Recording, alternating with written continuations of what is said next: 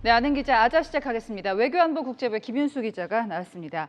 자, 김 기자 앞서도 봤지만 이제 행정안전부가 내린 유권 해석을 보면은 청와대가 생산한 문건이라도 공문 형태로 된 건 공개가 가능하다. 그러니까 1차 문건은 아니어도 2차도 가능하다라는 뜻인데 그렇다면 이게 있었잖아요. 서주석 전 국가안보실 1차장이 시신 소각과 관련한 어떤 지침을 내렸었는데 이것도 공개가 되는 겁니까? 네, 결론적으로 말씀드리면 이게 공개가 가능합니다. 국방부는 앞서 이 서해 공무원 피격 사건 발생 닷새 뒤인 2020년 9월 27일 국방부가 당시 청와대 안보실로부터 주요 쟁점 답변 지침을 하달받았다고 밝힌 바 있습니다. 예. 당시 그 지침에 따라 국방부가 시신을 불태우는 만행을 확인했다는 기존 입장을 시신 소각이 추정되며 남북 공동조사가 필요하다로 바뀌었는데요. 하태경 국민의힘 의원은 지난 목요일 국방부 현장 조사에서 그 지침의 당사자로 서주석 전 국가안보실 1차장을 지목했었죠. 예. 방송 직전 하 의원과 전화통화가 됐는데요. 하 의원은 서 전 차장의 지시 문건이 당시 청와대와 국방부 간 인트라넷을 통해 전해졌고 현재 국방부에 그 문건이 존재하는 걸 확인했다고 밝혔습니다. 즉 행안부 유권 해석대로라면 이 문건도 공개가 가능하다는 겁니다.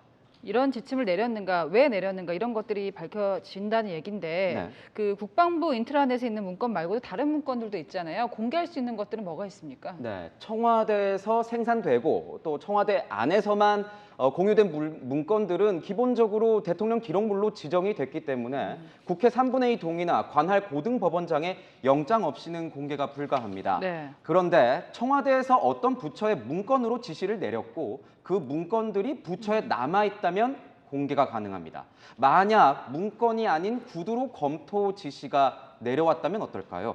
일반적으로 이런 지시가 내려오면 해당 부처는 관련 검토 지시 사항이 담긴 내부 회의 문건을 만들 겁니다.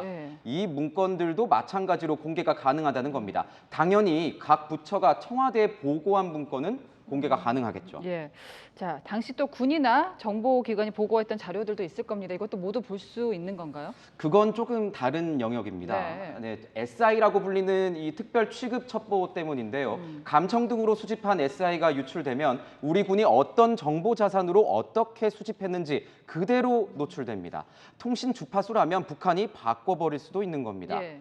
그래서 전현 정부 모두 이것만큼은 공개 불가라고 입을 모으고 있습니다. 특히 SI는 한미 정보당국의 공조로 확보하는데 이것을 공개하면 정보 파트너인 미국과의 협력에 구멍이 생길 수도 있습니다. 다 공개가 된다 해도 SI는 예외가 될 겁니다. 그러니까 안보에 문제가 될 수 있는 부분은 공개할 수 없다. 여당이 지금 추가적으로 확인하려는 문건들이 있잖아요. 어떤 것들이 있습니까? 국민의힘 측은 이대준 씨가 실종되고 피격된 2020년 9월 23일 이 두 차례의 청와대 관계장관 대책회의 이후 24일부터 국방부의 보고서 이 기조가 확 바뀌었다고 주장합니다.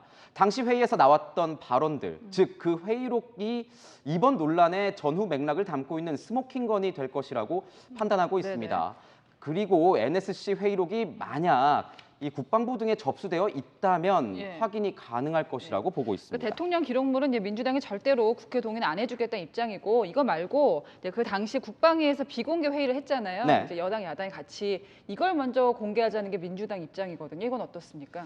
더불어민주당은 당시 그 2020년 당시죠. 국방위 비공개 회의에서 이 국방부 보고를 받은 국민의힘 의원들도 공감했다고 주장하고 있는 겁니다. 월북에 공감했다 이렇게 주장했다는 거죠. 하지만 의혹의 핵심은 당시 정부가 왜 서둘러 월북이라고 단정하고 그런 보고와 발표를 했느냐 이겁니다. 유족 주장대로 월북 끼워 맞추기가 있었는지 진상조사가 필요한 겁니다. 그러니까 의원들의 판단이 중요한 것이 아니라 거기에 영향을 미치는 그 정부 입장이 무엇인가 이것이 핵심이겠군요. 지금까지 김윤수 기자였습니다.